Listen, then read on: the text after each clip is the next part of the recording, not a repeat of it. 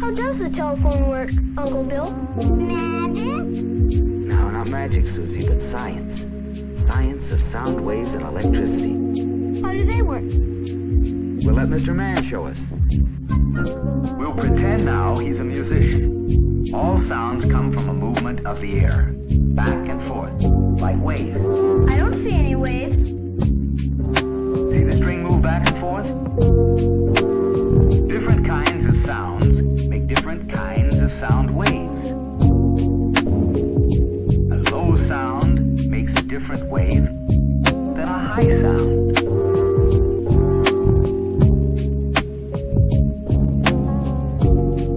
Hey, Rudolph, that's the wrong note.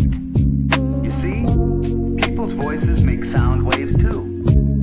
When we speak, air from our lungs moves vocal cords like these in our throats. Hey, Rudolph. This movement makes sound waves and sends them out of our mouths. Hey, hey.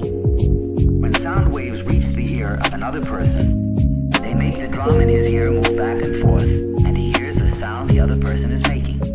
I see. But how do you hear over the telephone? When Mr. Mann speaks into the telephone, the flow of electricity in the wires makes it possible for the other person to hear what Mr. Mann is saying, just as quick as a flash.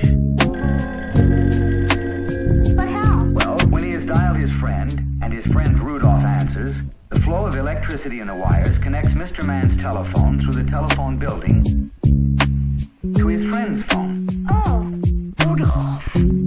Mr. Mann's vocal cords make sound waves which go into the mouthpiece of the telephone.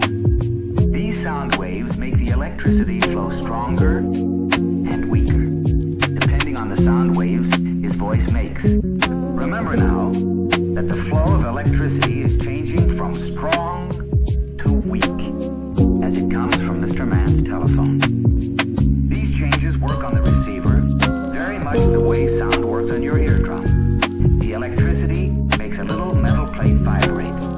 This vibration makes sound waves come out of the receiver. And so, in a split second, the person on the other end of the line hears the same words Mr. Mann is speaking. And what he hears sounds just like Mr. Mann's voice.